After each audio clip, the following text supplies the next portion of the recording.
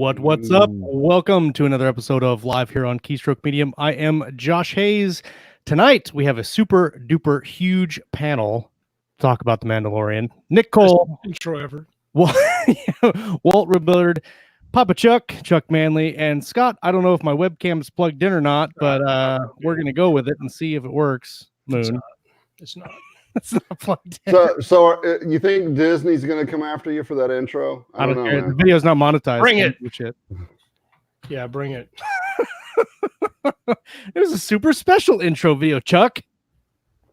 It was awesome. It was awesome. It was a tribute. It's for a tribute band. That's right. They have a rep.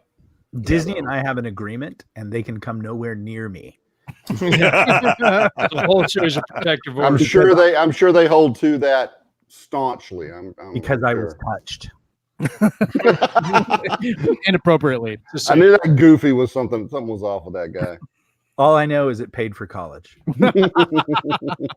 Welcome everybody in the live chat. Welcome on this Monday evening. I have no idea who is first, so we're going to give everybody the Keystroke Medium golf clap of appreciation for being in the live chat and participating in this breakdown or break something. We're going to break the end.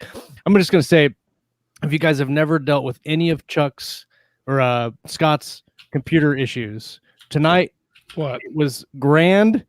And oh my God, he's like a foreign movie now. His lips are out of sync with his. Yes. So whenever you talk to Scott, just make sure he plugs anything in. Just make sure it's plugged in and it's fine and it's working, and then we're good to go. I just wanted people to know that you're not crazy when you talk about all the crazy shit that I do. No, this is actually for a watch. Hey, I'm going to give you a live demonstration of Scott screwing something up pretty big time. Oh, man. Everybody in the live chat, you guys have been talking, I think, since like 4 o'clock. Well, 1 o'clock this afternoon. Even a couple days ago when I first posted, everybody was posting in it. And so I'm excited to talk about the show and the Mandalorian, the show, and get everybody's opinion on it and then see what the live chat has to say about it. I rewatched a couple of the episodes today to psych myself up for this episode.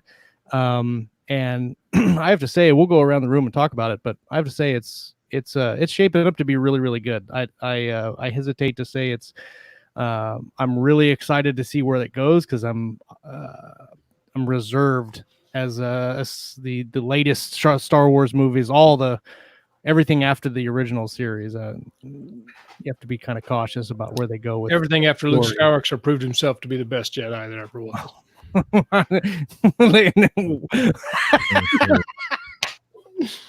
Worst Jedi ever. Your eyes, you got Actually, whiniest Jedi, maybe. True. We came up with a lot of interesting. We didn't, we thought we knew each other. We've been friends for a while, and we started talking, and things came out. It was pretty rough pre-show. We should really record the pre-show so everybody can see what the shenanigans. Probably not the best. Before we do start talking about it, I do want to say spoiler warning for all 5 episodes that are out. We are going to be talking about the whole series, and just to make the conversation easier, I'm going to throw out a spoiler warning.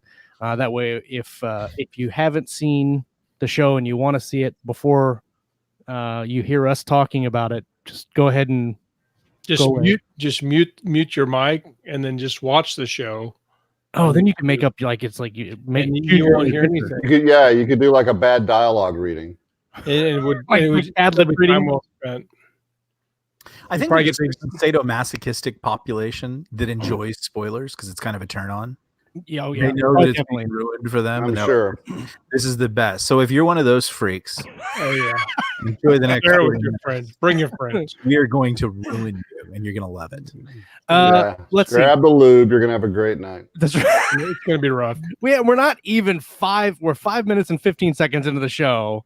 At least we cut the drug refs. True. True. Those were actually we left the cocaine in the green room. Let's go around. I know that Nick's been on the show, but it's been a while since you've been on live with us. Walt's been on the show before. Let's go ahead and just kind of introduce a little bit about each other, and then we'll and a little bit of our background, and then we'll talk about the Mandalorian. Nick, you want to go first? I would love to. I'm Nick Cole. I am no stranger to Keystroke Medium. I've been on here jabbering about my life and career and all that kind of stuff. And usually I'm in a car driving around. But I remember that when the show was just Scott and Josh, just having a good time. Usually doing it on their night off from patrol or whatever. So they were bleary-eyed and coffeeed up. But That's right. now they seem to have much more glamorous lives. It was like a little baby. It was like we were little baby Yodas. And I write a bunch of stuff, but probably most people like the Galaxy's Edge series. And I think the only reason I was invited into this because I write a bounty hunter. Strikers War is one of those. Jason and I write a bounty hunter series that's set in Galaxy's Edge called Tyrus Rex Contracts and Terminations. And basically, The Mandalorian is just a straight line rip off of it. I know.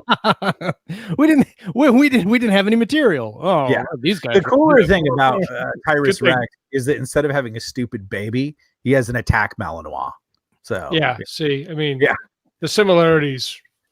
Exactly. Yeah. Your attack Malinois is very, very alert and vicious right now. Well, we ran the battery down. That's his charging station. Can you feed it after midnight? Not if you want any peace and quiet. Walt, tell us a little bit about yourself, man. I am a former Army veteran with delusions of granola who desperately wants to just soak up all the knowledge I can from you guys. So after copious amounts of time standing outside of Josh's window with a sign that says, accept me, he sent Scott over to arrest me, and that's how I got him. We've been looking for him. The APB. I just thought it was the wind scratching on the screen. No. It's like, I like you. Very, very creepy. But why the red dot site? That seems to send a counter message. No red dot sites. Those are. I think Gracie says no. That's right. That's right. That's why I racked the shotgun, because everybody knows what that sound means. And everybody knows Papa Chuck and Scott and myself. We are Keystroke Medium and the hosts of the Monday Night Live show.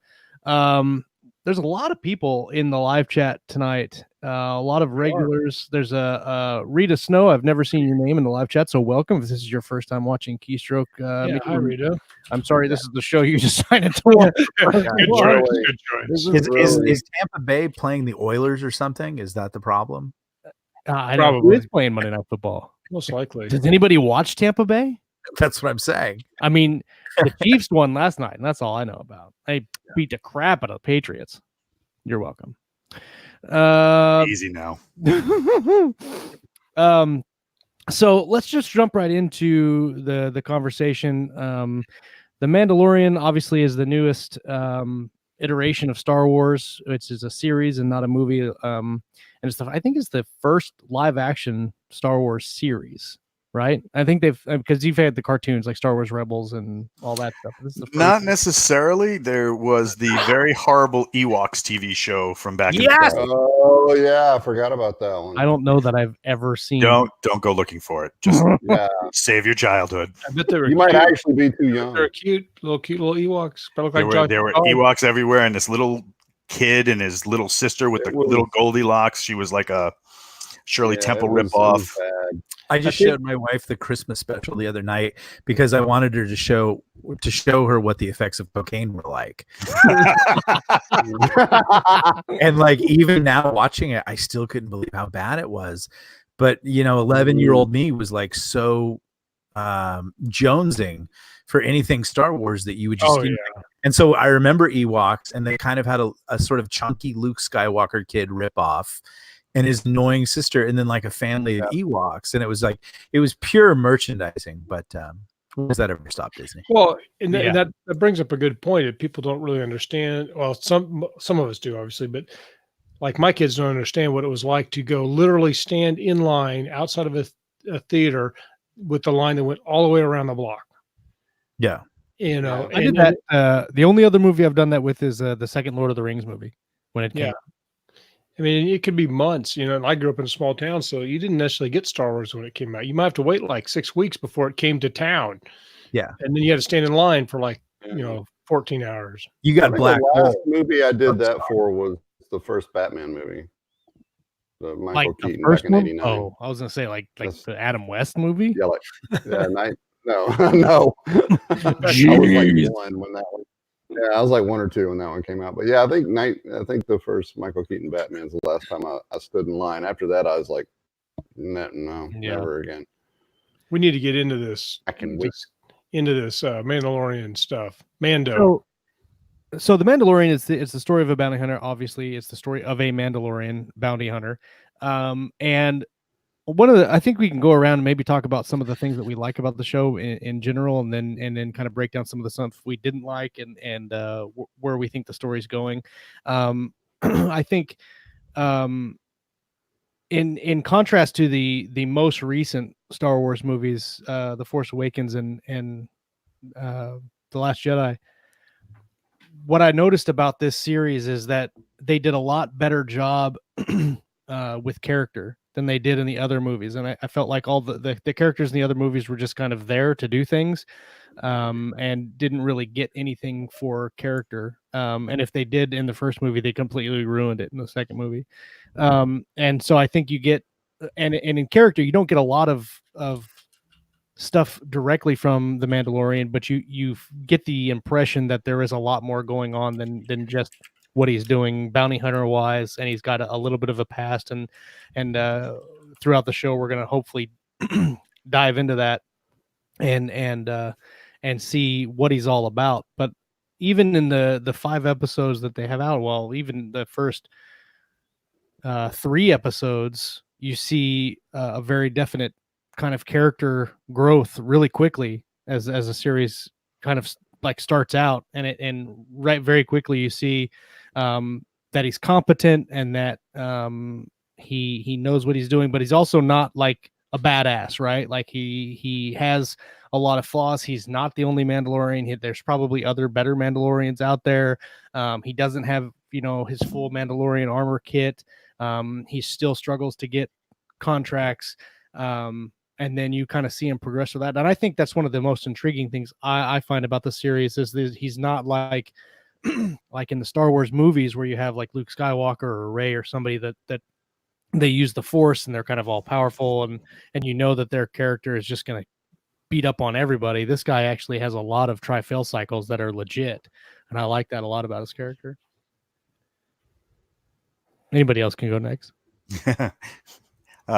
Show's over. All right. Good night. Yep. Mic drop. Bye, guys.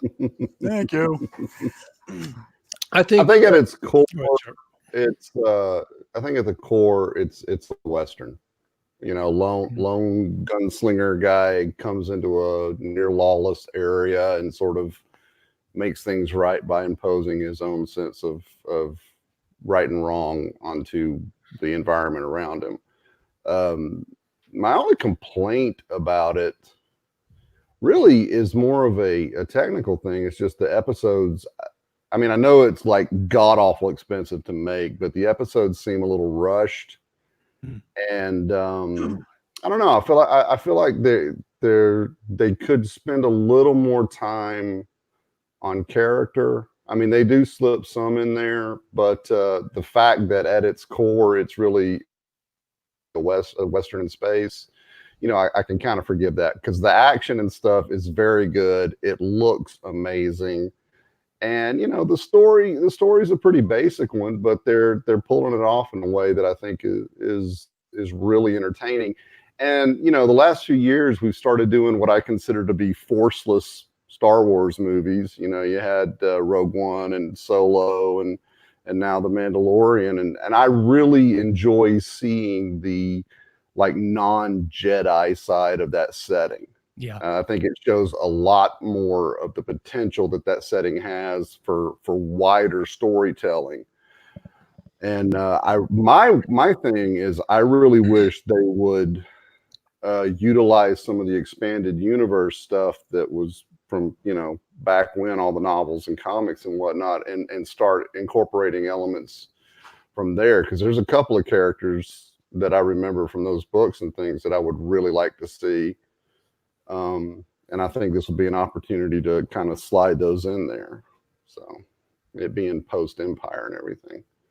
Agreed. I have to say, I have not watched it. so I have no idea what I'm doing here. But here I am. And so let's talk about. Well, you You're the will man on love the- the baby Ewok. man- let me tell The you. man on So- the street. Man on the Here- street, Nick Cole. Here's the thing that I noticed though, and it's an interesting thing, and it's why I think it has a touchstone and why it hit. What people liked about Star Wars and the first trilogy is that it goes from sort of microcosmic to macrocosmic. We get into the grand struggle.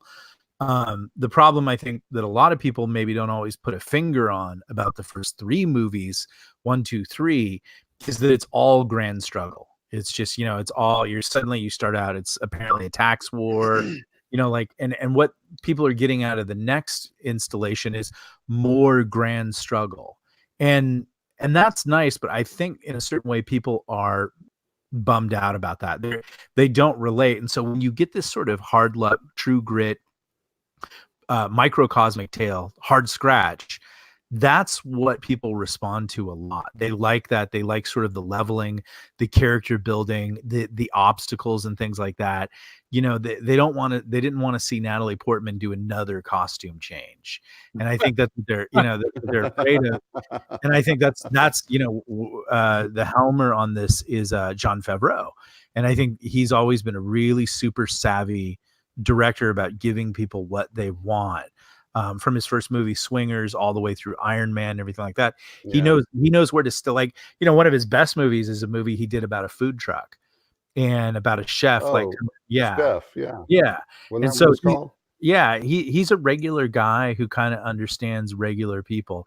And that's, not to get political or anything like that. That's a lot where our culture is right now is, people are kind of more interested in regular people, which is why Mike Rowe works.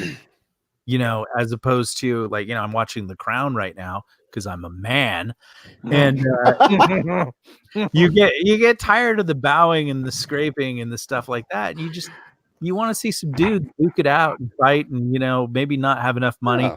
William Goldman was one of the best screenwriters that ever hit Hollywood, and he wrote this detective story. I forget what it was called. Was it called Hutch? And has Steve McQueen. And the opening scene is they needed to show that Steve McQueen was a hard luck detective. And the only scene that he could come up with is he's making coffee in the morning to get ready to go to a client. And he looks over in the trash and the coffee grounds from yesterday in the trash. And he picks them up and reuses them. And that scene told you without saying anything. Yeah. Where that guy was at in life. Right. And so now we're seeing this resonance in the Mandalorian, and go figure, even whatever everybody says about the economy, a lot of people are kind of there right now and they relate. They don't relate to, Natalie Portman in 16 costume changes. So yeah, without having seen anything and having no knowledge of this subject, look how expertly I just talked. That was beautiful. It's like you're a writer or something. Exactly. A word maker. He's a wordsmith. So roll credits. When we saw the very first episode, I remember one of the things I think that made it, I think helped it establish a solid character base is there weren't a lot of characters. Yeah. And we talked about that and not a lot of dialogue. And you just had kind of one thing going on. Stranger walks into town, does his thing. You're like every single move, literally every move the Mandalorian makes in the first episode, you're like, why is he doing that? Why is he going there? What's he going to say? And there's all this tension. Whereas in some of the movies lately, this character, you're introduced to them, and 5 seconds later, you're supposed to be invested in them, and now they're a cause for the rebellion, and you're like, I don't even know this person. Right. And so there's just too many characters, too fast, thrown at you all at once. But especially the first episode, a little bit the second episode, small cast. Now the cast is growing, and you're getting more people, and it's okay.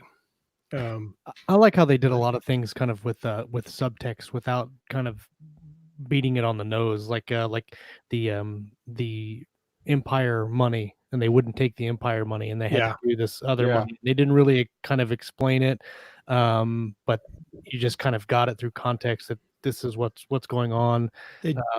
I like. Go ahead, Scott. Oh, they do a great job on that topic of the empire on the ropes. Yeah. And kind of the empire on the run, and they're in these weird back alley places, and you know they're going to be, there's a lot of them out there in the galaxy. There would have to be thousands and thousands of these little separated empire units that are up to no good. Yeah. Our show ratings just went up like 100%. Hi, Nicole. So we've had pets Nicole, on the meet show, Nicole. we've had wives and spouses on the show. I don't know that we've ever snuck a wife or a spouse on the show without her knowledge and made her the forefront, the centerpiece of the. If you'd have been on the ball, you would have made her just the whole screen and just, Yeah, I know I should have. Should switch that. Again. There's still time left in this show, obviously. If we want to save this show, then we're gonna have to do something creative. But yeah, I like the idea of what could possibly be out there with all of these disbanded Empire units and rebellion units to a certain extent that are going to morph and change and be up to no good. Yeah. In the ideal world. Well, and that kind of cries back to the thing I was saying about the expanded universe stuff, because this is the post-Empire era was arguably the most popular of the expanded universe things that came out with Timothy Zahn's Heir to the Empire trilogy. And it introduced a character called Grand Admiral Thawne, and he was like this Grand Admiral that kind of had his little fleet that went and hid for a little while to try and figure out how to come back and rebuild the Empire. And that I think would be a great kind of storyline that they could kind of mix into this, especially since obviously Star Wars, they're going to have to throw in some sort of cute factor, and we get that with Baby Yoda in this case. And, we don't know a lot about that species. Well, I think that's one of the cool things. Interesting. Baby Yoda can kill somebody, I'm pretty sure. Is that, Baby Yoda is cute and way better than those porgs from whatever Last Jedi. But I just call them Cornish Cajuns. Yeah. But not only that, like there's some kind of a mystery to him. Like he's not just there to sell, right. Like I mean, he is there, right? He's there to sell Yoda toys. But in the context of the story, he's not just some showpiece that we're gonna say, hey, look at this cute little thing over there. He's got kind of a mystery. He's got obviously he can use Force powers. We've seen him use Force powers, and so it's that's a mystery in the story that of several that we get to kind of see, and hopefully we get to pick apart. What if he's the dog? Well, he is kind of the object that drives the series, because I mean, he's the bounty. What if he's the dog? That's what everybody wants. He almost was the Mandalorian, and then it just goes there. Yeah, the greatest show ever. There's a little bit of a John Wick. Awesome. In the I only wish that I was a Disney executive so that I could say that and then show myself at the door. For ratings, let's kill the baby, everybody, and turn it into John Wick. There is, let's get Tarantino in here to direct some episodes. There is like a blatant John Wick ripoff in that thing where he literally looks at all the other bounty hunters and goes, "They all got your number," and then he has to like fight his way out, just like John Wick. Everybody's after him. It's like, it is, but it's like a 2-minute scene, so it's not like a whole movie of killing. What I'm interested in is Walt. You said that with a little bit of like a tinge of sadness. I know it kind of a whole movie of killing. It wasn't just all wholesale slaughter the whole time. So Frozen 2 was a real letdown. That's right. Walt brought it to my attention a couple of weeks ago that the underlying story is based on a manga. What is it called?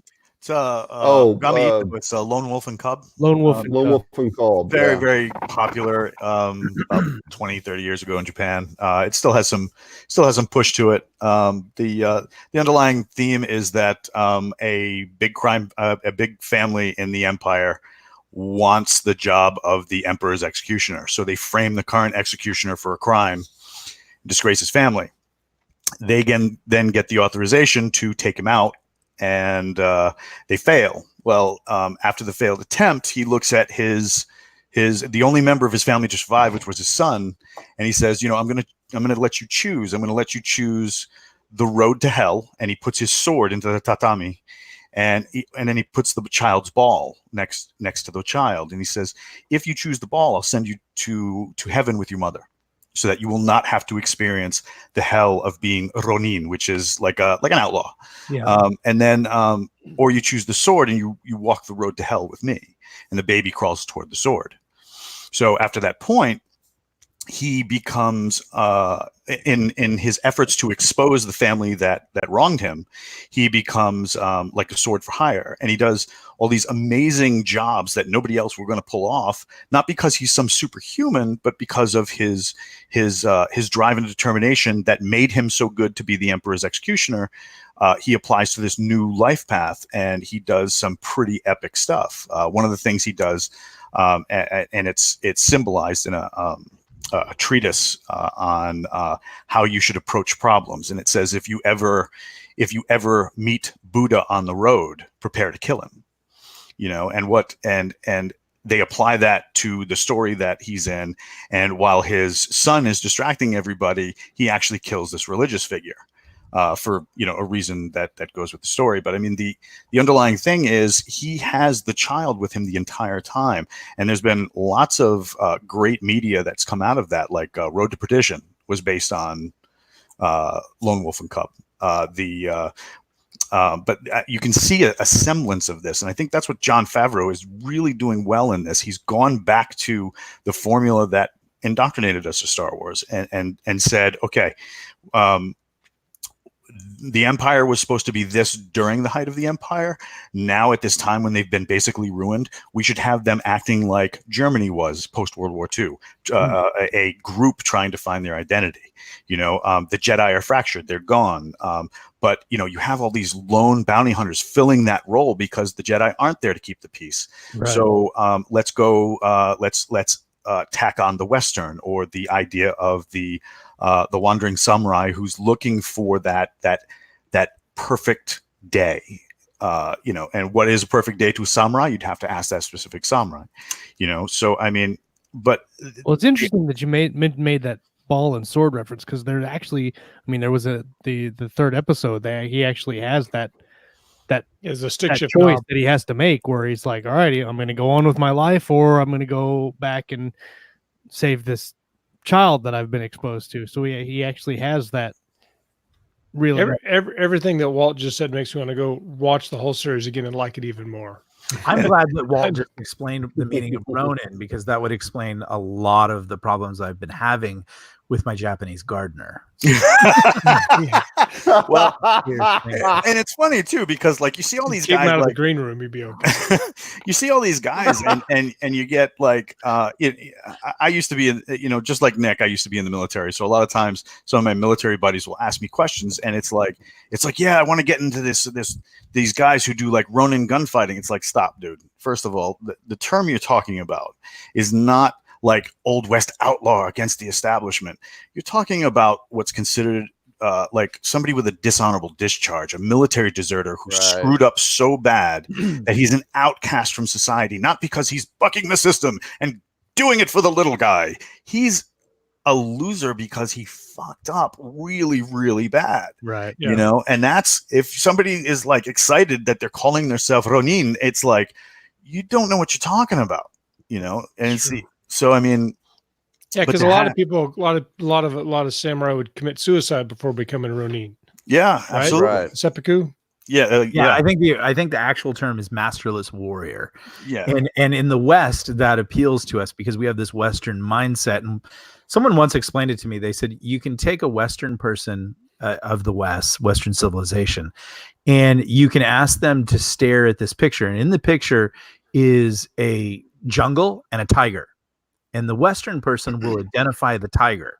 But if you show it to an Asian person, they'll say, oh, it's a jungle, because they see the tiger as part of the jungle. Whereas we see individualism as this very singular thing. To them, that would be an anathema. So to be a masterless warrior might sound cool here, but there it basically means you're a scumbag who can't hold a job. Yeah. I mean, and the other thing that I think is really interesting about how they're portraying the Mandalorian, with very little dialogue, more that his action beats carry the story versus what he's saying.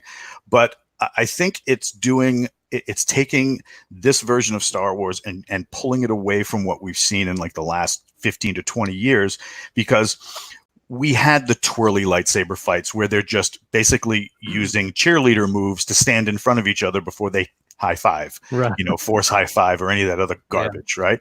But we see that in traditional Japanese sword fighting. We see that in actual military gunfighting, and we see this in Filipino martial arts as well. If you're standing there twirling a weapon, that's just nervous energy, and you're getting yourself tired before the actual event. If you watch somebody who's trained in real fighting, they don't waste energy that they're going to need during the fight.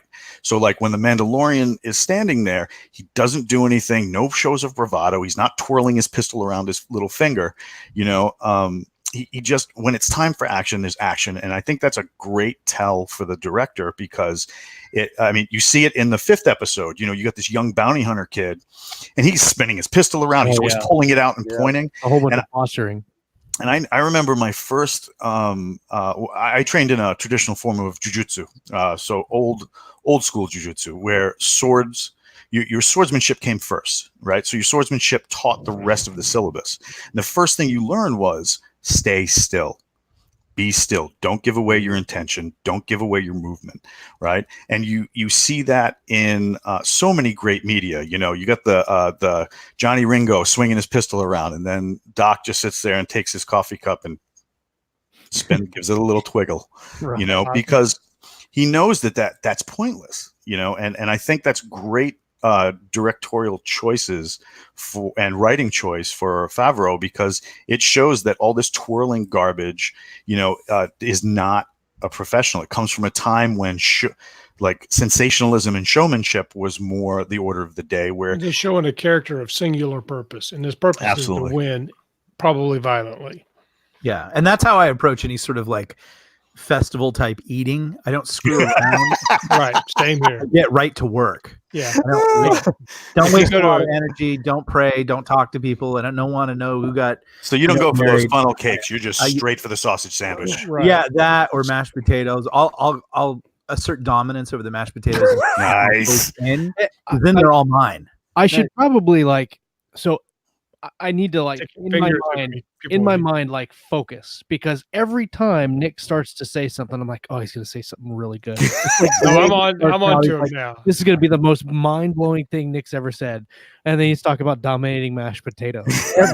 you got to remember that the first piece of advice, when we were young up and coming writers, and Nick came on the show and we were asking him how to do things, he said, just if you can't think of what to do, just post some pictures of donuts. Everybody likes it. I don't want to say that I'm a legend, but I am. And I've found that I'm the most underwhelming legend you'll ever meet.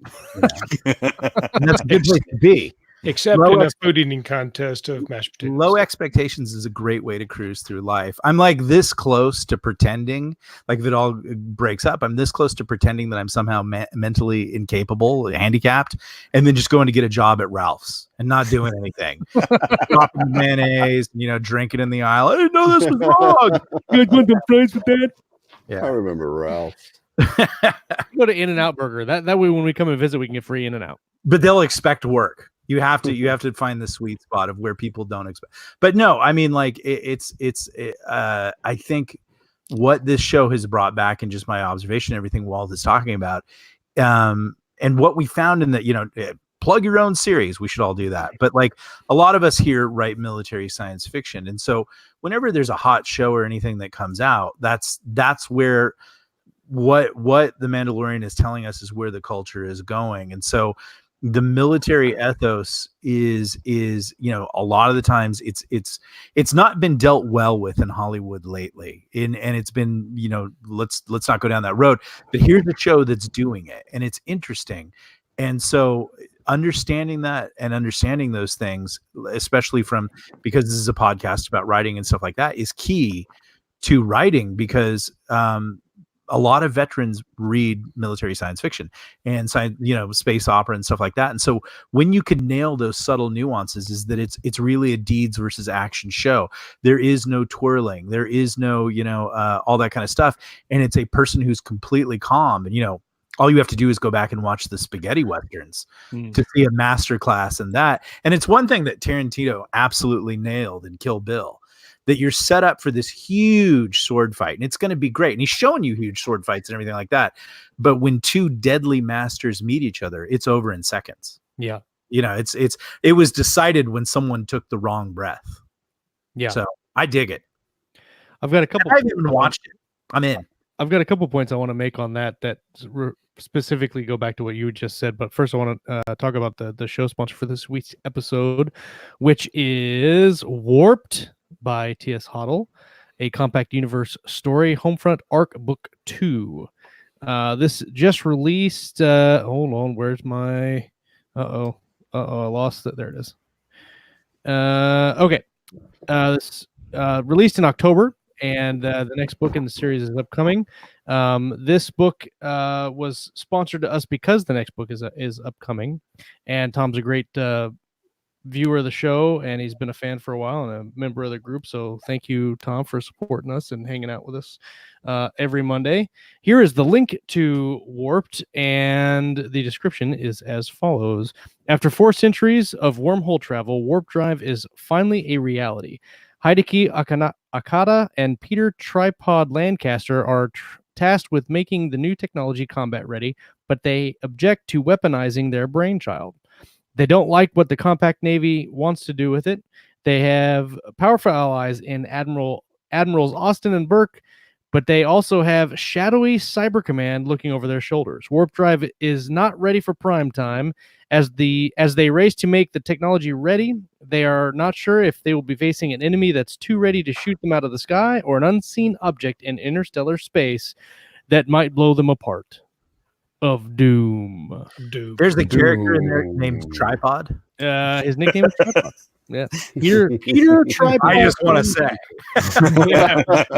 Well, now we got that nickname. Fashioned after a real life author. That's right. That sounds like a really interesting story, and yeah, great cover. Looks good. Yeah. I'd Go read check it out. I put the link in the live chat. It'll be in the show notes as well. Warped by Tom Hoddle. Thanks, Tom, for sponsoring the show. And if you would like to sponsor the show, you can go to keystroke.medium.com/sponsorship. And we have a lot of packages there you can choose from. And you too can sponsor the show and have your book title of Doom read by me or somebody else. Maybe we'll make Chuck do the next one. Doom. Make intern Chuck do it. So one of the points that you made, Nick, when we were talking about the mill sci-fi and the Mandalorian is It was the mashed potatoes. the mashed potatoes. Underserving the mashed potatoes, but underserving a specific demographic of reader, or movie watcher for that matter. And I think that, you can just look at the success of the Galaxy's Edge books, and then your Tyrus Rex books, that they serve very specifically a certain type of reader. And that came out of an actual conversation with the personnel at Audible, because they told us, Audible can look at it. The Irishman just came out last week, and these big, huge tech companies are able to look at not only whether people watch something, obviously, but how long they watch it. And so when you have these really interesting conversations with the people at Audible, they tell you a lot of metrics.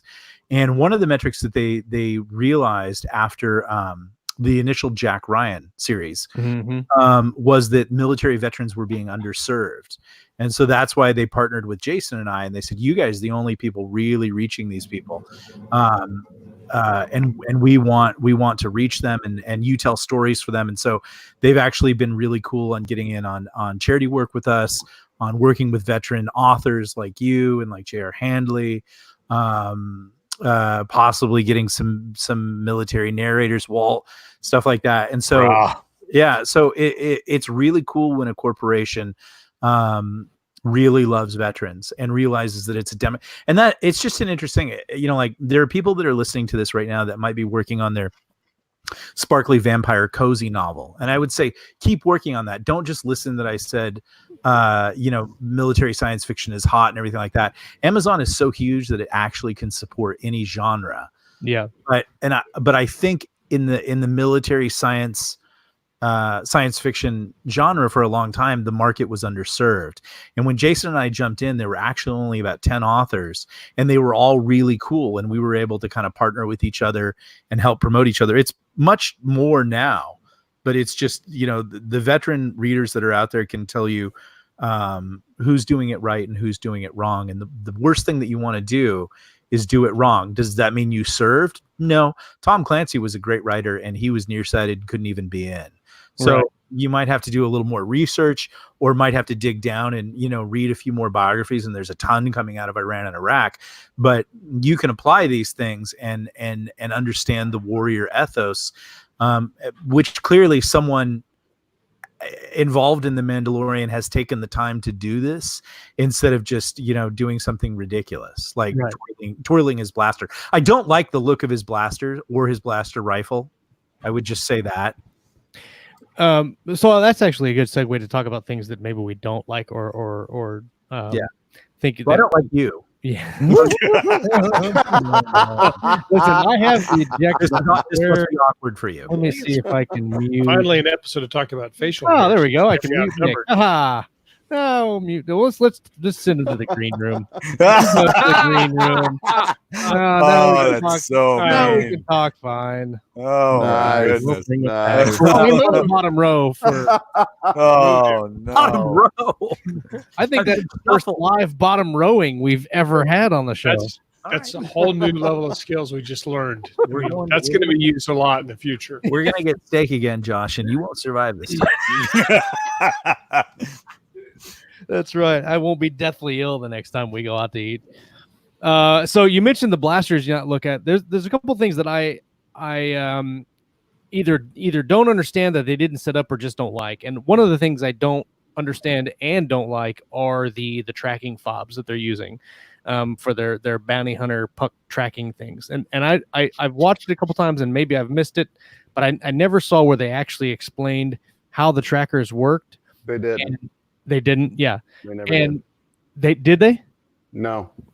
So the other thing is that they track like galaxy wide, right? Like you just turn it on and you're like, oh, that's where I'm going. So like there's two things here. One, how does that even work? And two, if they can track someone anywhere in the galaxy by this little thing, then how hard is it to find? Like why is it so hard to be a bounty hunter? If you could just have this little thing and go and find them, like then it's obviously not that hard to go find them. That's Right, and it would end up being dozens of bounty hunters in a shootout because they all got there at the same time trying to get one. Yeah. I would say that Disney has gotten in recent movies fairly lazy about the science. There's the whole Admiral Holdo, warp drive torpedo thing, whatever it was. And I remember in the first movie of the new series, they made like a star gun that used a star, they've gotten a little wonky about that. And their hand wavium is like double-handed, like it's gotten, honestly, and it was something I used to think a lot about because I used to read a lot of hard science fiction, and hard sci-fi is really interesting, but it actually takes all the fun out of science fiction. Yeah. Because the first thing the hard sci-fi author tries to tell you is, there's going to be no warp drive. There's going to be none of this fun stuff. There's no blasters. You can still have fun, but for a long time, those stories actually dominated science fiction. And even when we went to Galaxy's Edge, we said, we're going to pay attention to science, but we're going to have more fun. And we still get readers who are like, well, how does a blaster work? And Jason will like listen to them because that's what he does. and he'll try to explain it to them. You could just see like Jason going, well, actually what they do is the internal component of the dilithium crystal. He cares where I don't. I just, I send him a nasty letter and just tell him, maybe this isn't for you. And that gives me joy. I can see those emails going out and Jason seeing those emails going out and going, no. So but I would say that Star Wars has gone, like you said, double hand wavium. Yeah. Yeah. Yeah. And that's not good. You got to reel that back in. Yeah. Well, but also in the movies, though, I think at its core, Star Wars is space fantasy. Yeah.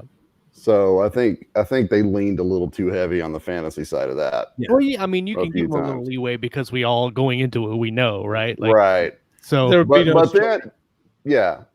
So I mean, but it's like Nick said with the hyperdrive. I can missile, forgive a like, little bit of that. if you establish canon, That and was you just establish- stupid.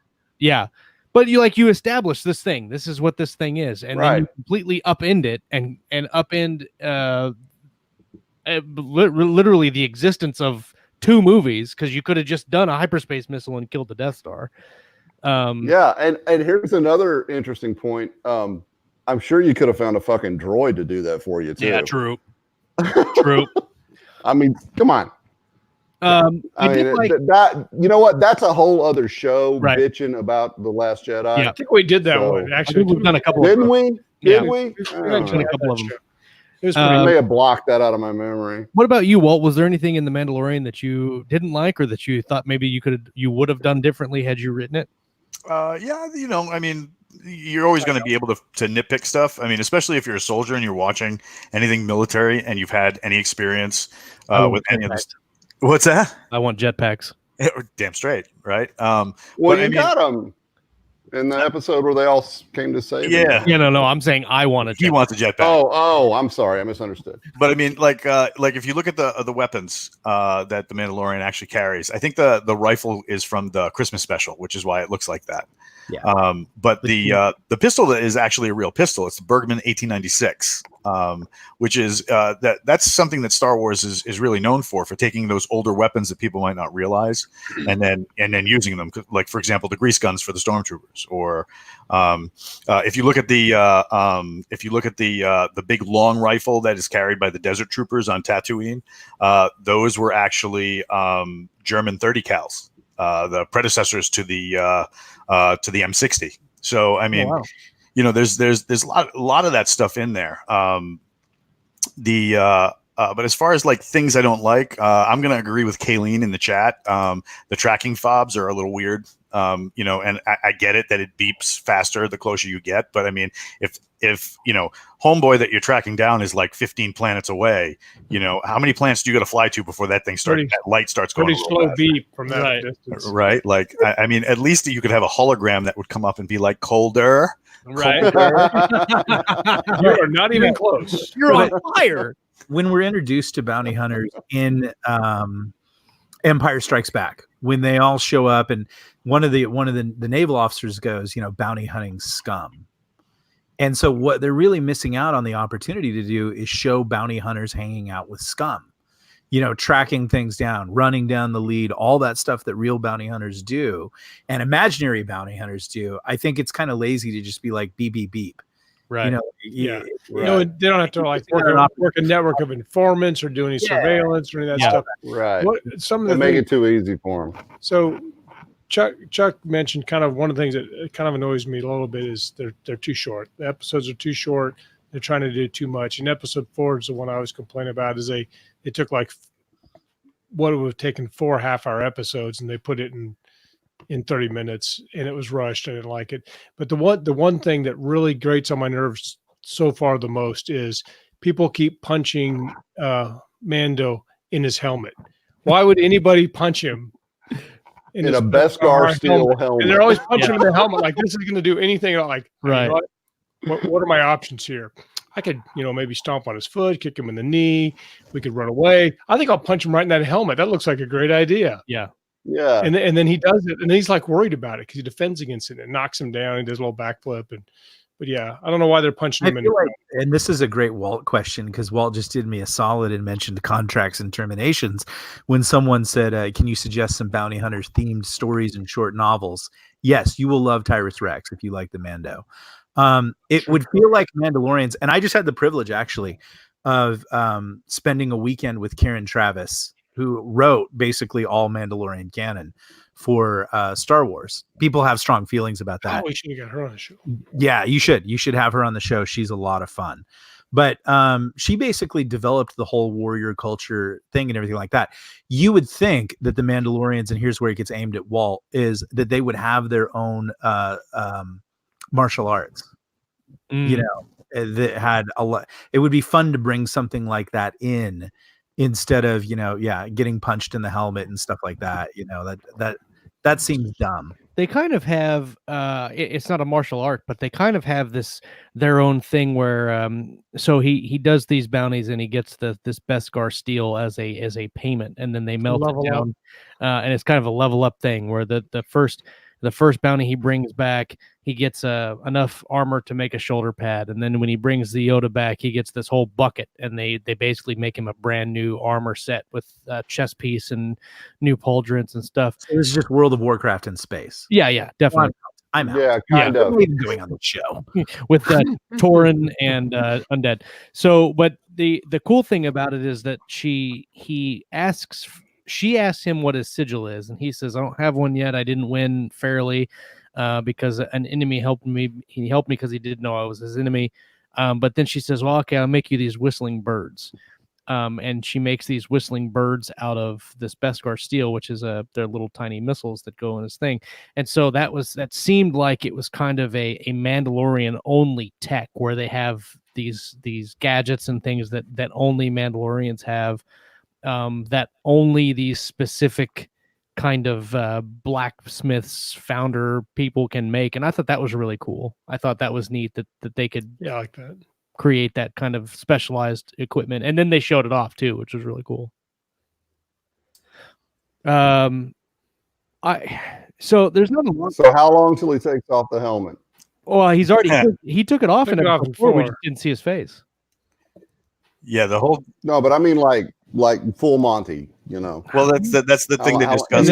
Do you think they will do that? And once he takes it off, will he mostly have it off in the future? I would think that if he takes it off, just coming from like a big bang emotional aspect, I think they would do it like on the last episode, like the last scene. He's gonna take That's what I think too. His face. I hope Look at his face. And he'll barely ever wear the helmet again in season 2. Yeah, I would say it's like Hollywood.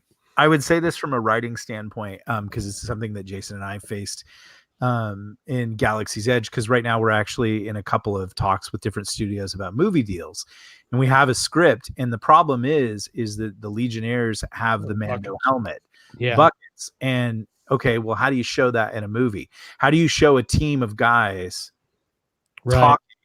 You could do the Iron Man stuff. We've been round and round on this, and so like if you do create stuff, it probably pays to think about what you're watching. Yeah. Like how are you going to show a bunch of characters? It's fine when you got one Mando, right, and everybody else can talk. But what if it's a squad of Mandos? Do you do different colors on the helmets? Does that work? And the actors don't want that. The actors want you to see their face. Well, what you do is you shoot one at the very beginning, and then you take a bloody handprint and just wipe it over your mask, and that way we can identify which one is which. No, I'm gonna kill you. I'm gonna wipe a bloody handprint on your face here in a second. Everybody look at me like, no. Well, it's the same thing with Dune. If you read the Dune books, they didn't show any speck of skin or hair or anything in any of the books because because they would die of dehydration, and then then the movies they just gave them a little nose piece. Yeah, and that was good enough to keep them alive apparently. But they made a big deal of all the characters in Dune having their still suits that reclaimed all their water. And so that'd be same concept. Do you guys think that and you mentioned the spaghetti westerns, and their music is actually modeled after It really is the Clint Eastwood movies. I didn't notice. Yeah, but I think it works really well. I love the music of the show. That's part of the show. The tone of the show. Can you name the composer? What's his name? Encino. Man. Encino. Oh, man. Pauly Shore. Come on, Robiardi. He's Italian. Oh, dear God. No, it's Ennio Morricone. That's exactly what I said. Really? I heard The it. Mandalorian. I sneezed. No, when no, I was no. saying For it. the spaghetti western. I totally heard Josh say I, that. I was going to say because the Mandalorian is God. I'm going to murder the shit out of this. Ludwig Göransson, I think it is. Well, that sounds like a white guy. Yeah, right? He doesn't know spaghetti westerns. Probably doesn't even know spaghetti. He's from Norway. He's probably eating fish of some sort. Lutefisk. No, it's for a few dollars more. Ennio Morricone. Oh, God. Morricone. Morricone. You're going to hurt yourself. Don't Ah, sprain your tongue. sorry about that. Let's edit that out later. I was yeah, edit it out. I was gonna say that I like the episodic nature and kind of introducing different things every episode. And somebody mentioned this on a podcast I was listening to last week where they were talking about kind of the Netflix binge culture now, where you get a series and you get it all up front and you can binge the whole thing. But then when you go back and talk about it later, you miss out on I like what happened in this episode, because they kind of all blend together at that point when you just sit and you binge the whole thing, and it's just basically in essence one long movie instead of different episodes. And so I like that they're coming out every week, but I also like that every episode is kind of centric to that episode. Like we have certain things that happen in certain episodes. Do you guys think that I hope that we go back and meet Cara Dune again? I thought she was a great character. What did you guys think about her character? But the montage scene, notwithstanding, but Cara Dune as a character was the first one that they introduced, the first extra character that they introduced that they didn't kill off, because they killed the robot.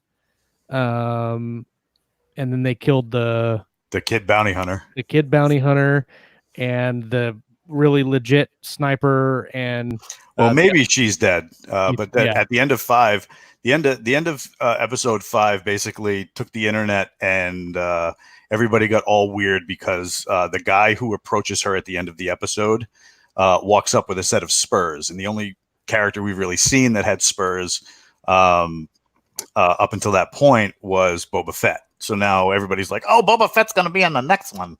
Sure, whatever. But Cara Dune, I thought, was very well done. The part of the scene that I really enjoyed was when she's, because as soldiers, you can fall asleep anywhere. I mean, if you've been on deployment for longer than 5 minutes, under a truck, standing up against a wall, I mean, it's amazing how fast you can fall asleep.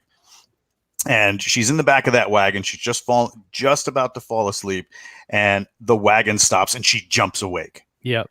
Because now there's a change in her environment, and that really, a lot of my friends really were like, "Oh my God, this is like when my wife is talking about getting groceries and I fall asleep.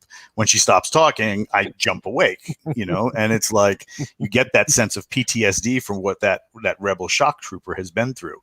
But the other thing I really enjoyed about her character is that it's Gina Carano, and she's not some skinny little thing that could break in half if she's a fighter, and she's built like a fighter. Yeah. And they didn't change that. They didn't force her to change her physique in order to adhere to some standard. She's a freaking soldier, and that's what she looks like, which I enjoyed that.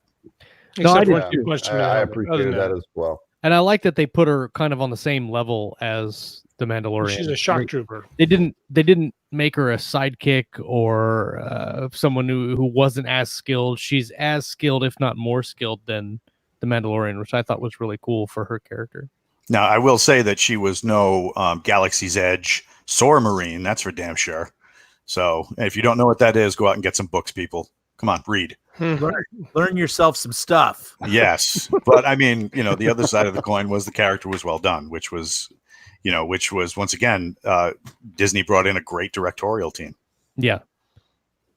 So we've kind of talked about what we liked about the show, talked about what we didn't like about the show. What are you guys' thoughts on where you think it's going? Do you have any theories, any internet rumors or thoughts? And I know, Walt, you have to go, so when you have to go, you can dip out whenever. It's cool. If you have a theory, you can state your theory real quick and then bounce. If not, you can. I think the best episode that we'll see in season 1 is The Mandalorian. I'm going to quote that meme, The Mandalorian fighting off Ryan Johnson for the soul of the series. I think that'll be the best episode. That's a joke, by the way, people. Come on, get with it. Yeah, And last, director of the second movie. Yeah, I think though that they're at some point they're going to try and keep readers. Keep viewers, and they're going. And it's I don't know. Disney is one of those things where it's like, we're going to buy this amazing property that everybody loves, and we're going to make you love it again. And it's like, that's not how this works. right. It's like when that lady in the commercial is sticking her photos up on the wall, and it's like, I'm putting pictures of my family on my wall, like Facebook. And it's like, that's not how this works. And the lady smashing the candy. Candy Crush. Candy Crush. That's not how this works. And I sincerely hope that the showrunners keep with the tone that they've fabricated, because it's the first property that's really taken the people who like the new stuff and the people who like the old stuff and kind of got them together and been like, oh, all right, you're not so bad, because the stories have been good. And I really haven't seen any hate over it. There has been some.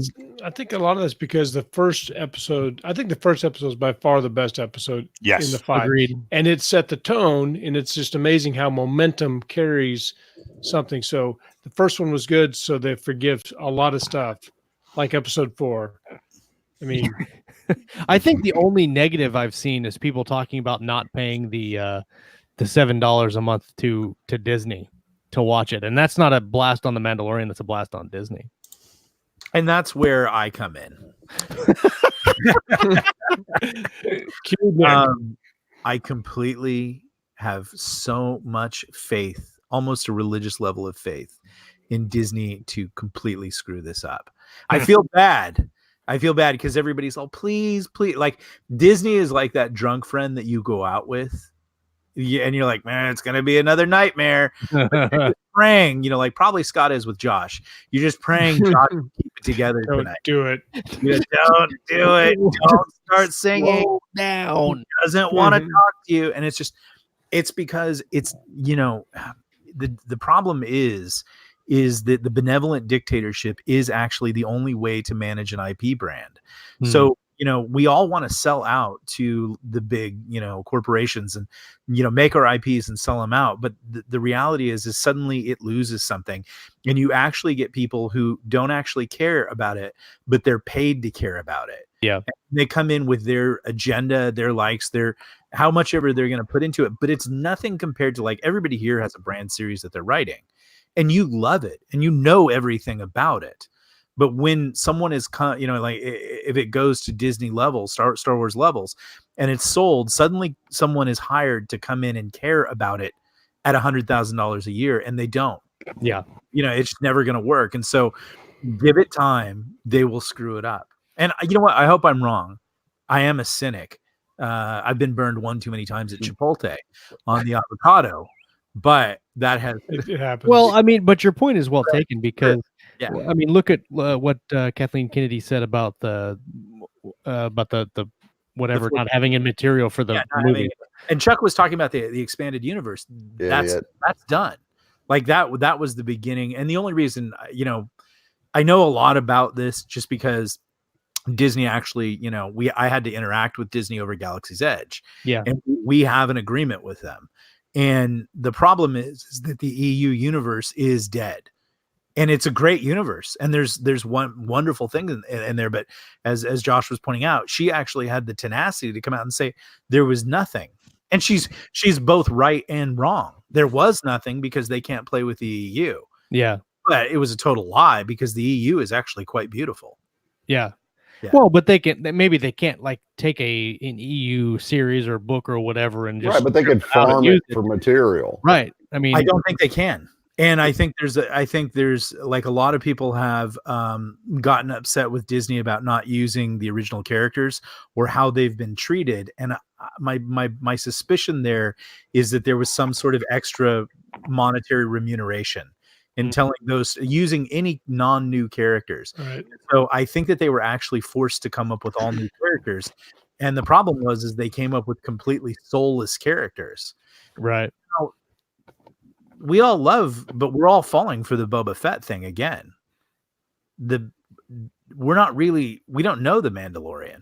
Yeah. You know Bucket, you know his actions, but you guys are doing a lot of the work. The viewers are doing a lot of the work on this character without actually being given a lot of character. Right. Same thing with Boba Fett. Boba Fett's, you know, yeah, we all think he's the coolest thing in the world, but when you actually go back and watch the movies and parse his acting, he's not. There we go. Yeah. No, So- but it's true though. Yeah, It is true. He What doesn't do anything. yeah. What happens when the Mando takes off his mask and starts acting, and things have to come out of that? Does Disney play it true to form, like the things that Walt was talking about, the warrior ethos? Or does someone in mid-level management come in and say, well, I think this is what he should say? Well, is that the character? Is that what you want? And I just, there was some criticism of the show, and it came from a certain element, and that element basically scanned the show to find out when a female talked in the show, and they had it at 17 minutes, and they were upset about that. And I'm not saying that's wrong or right, but I'm saying corporations will listen to that and adjust accordingly. Yeah. Does that mean the show will suffer? 100% it'll suffer. If that makes me Hitler, well, then heil me. Well, but I mean, you're right. There's whoever it was that got she blew up on Twitter, and then actually everybody kind of piled on her and we're like, you don't know what you're talking about. But she said, where's the female representation in the series? Because there is none. And well, maybe she missed the part that the blacksmith was female. Right, was female. The leader of their little tribe there. The leader of the Mandalorian tribe was female.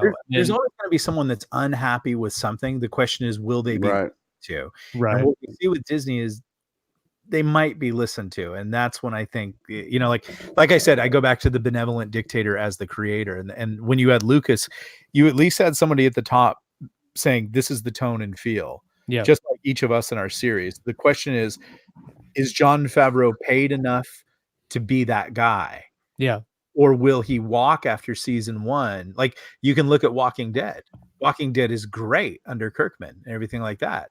But once it departs, once new creators come in, then new agendas come in and the series tanks. And I just, if we were betting all my money and all my livelihood on this, like, take all the money that's in your bank account and you tell me which way does it go. You got to bet your money.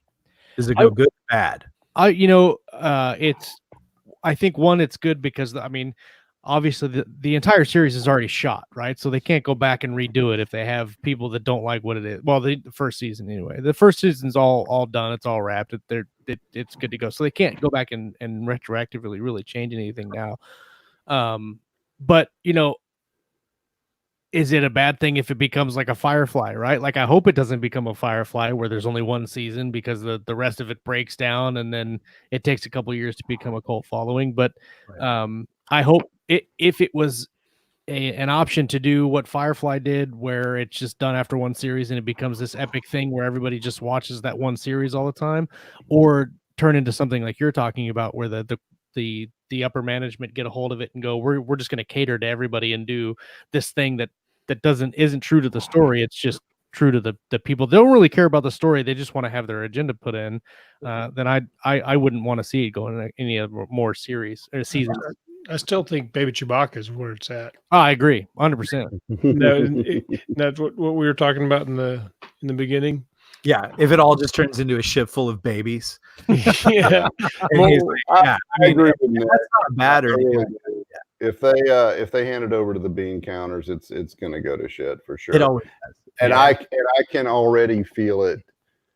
If they stick to this episodic thing and they don't ramp up the overall tension, they need a longer story arc. Yeah, they need to complicate it like next episode. Otherwise, it's going to get slow. And I don't know. I agree with Nick. If Favreau can stay on it and he's got the juice to go and keep it where he wants it as the creator, then it might be okay. But if it just gets handed over to Disney and the accountants, it's going to go to shit. There's some definite potential, because the first one and the initial interactions with the Empire and why they want Baby Yoda is kind of dark and sinister, and there's something going on, but they tell you nothing. And then you got a little bit of questions in episode 5, and I think that there's some, but it seems like they got some filler episodes, and the filler episodes might kill it. Like episode 4 is a definite filler episode, and I like parts of it, but it was was too much stuff to do in 30 minutes. And my personal pet peeve is when you take, oh, you can't fight at all, but in 35 seconds, we're going to teach you how to defeat an elite One day enemy practicing with commando. sticks, and you're a crack shot. Yeah. And nobody else in the entire, Rebel Alliance ever thought, what we should do to these giant AT-AT walkers is maybe we can make them fall in a hole. Yeah. I'm an elite commando. The danger of series and making and pitching things in Hollywood is that everything is speculation and gamble. And that's what happened with Battlestar Galactica. They didn't have any plan after 2 seasons. Right. They didn't think they were going to go 2 seasons. So the danger when we're told, oh, there's a bigger story. How many times have we been let down to find out there wasn't a bigger story? Right. Exactly. Right. Like Lost. There was no big story. That's exactly what I was thinking. Yeah. So, yeah. Well, no, for you're 6 absolutely years. right, because you lose it like in Battlestar Galactica. It went all like just way out there, like religious, spiritual, whatever, like essence of the galaxy type stuff. Lost, you have the theory that everybody was dead, and the producers were like, no, that's crazy. That's crazy. We never do that. They cop to it and they go, yeah, we didn't know what we were doing. Yeah. But while they're making it, they tell you at the time, oh, you're just not smart enough to get it. Or here's the thing. And it's just, there's no, like, Hollywood does not have to have the integrity that we have to have as creators, because we can't get away with any of that. It all has your strongest fans will call you out on your canon. And that's a good thing. And it keeps us honest, but they don't have to do that because they're just going to blast it out. And the danger for us, and it's just a good lesson to talk about here right now because it's one that I'm in, is that what happens if you let Hollywood have your canon and they don't do right by it? Well, you're the guy that's still got to make money off the books. Is it worth it? You're absolutely right. You look at how many book series that they've turned into shows that just didn't hold a candle to the books at all, or even movie adaptations for that matter, that are just who was it? Oh, when they made Sahara, Clive Cussler's Dirk Pitt novel 100%. into a movie. Yeah. And he ended up suing them and just all of this stuff. Yeah. It's a good question. Is it really worth it? It's a shame that I just started the 5th season of Breaking Bad, and we talked a little bit about last week. But Breaking Bad as a series from a writer's standpoint, I think is really good, super good, super well put together. It's got great arc, and we mentioned upping the stakes and messing with the characters and making it hard for them. There was legitimate parts in season 4 that I were like, holy crap! Like they're really, really like piling it on these guys. How are they going to get out of it? And I thought that kind of writing was really good, and hopefully that carries on the Mandalorian show. I really hope it does, because I really, really want to continue to like it. All right, everybody. Well, we have done wax poetically about the Mandalorian for an hour and 12 minutes, and thank you everybody in the live chat for coming and hanging out with us. I hope you guys gleaned something from our conversation. If not, you were entertained. Are you not entertained? It's a great Gladiator reference. Nick, thank you for not being in your car and getting chased down from on your stakeouts, as it were. Yes. And always good to have you on the show, buddy. Thank you. I love hanging out with you guys. I hope we get to do it again in real. Well, we're going to do it at Archer's Rest. Sure. Indeed. Yeah. Can't wait. That's right. Everybody in the live chat, thank you guys for coming and hanging out with us on a Monday. If you're just catching the show, make sure you subscribe and like the video, share it around, and let everybody know where you got your awesome writing knowledge from, right here on Keystroke Medium. If you're listening on the audio feed every Monday night, 8 p.m. Central, 9 p.m. Eastern, we are live on YouTube. Also on Thursdays, you have The Writer's Journey with Lauren Moore and Kayleen Williams. And those guys are doing some really good stuff on their show. A lot more knowledge that you'll get on the show. You're going to actually learn something. You'll learn, Yeah. A lot. That's actually useful. I want to learn how to write. Yeah. If you want to learn anything, go and watch The Writer's Journey. If you just want to sit around and hear some nonsense, yeah, you can watch our show. Thank you, everybody, for watching. And come back next week. We're going to talk about some reading. We're going to talk about some writing. And, of course, everything in between right here on Keystroke Medium. Peace. Later.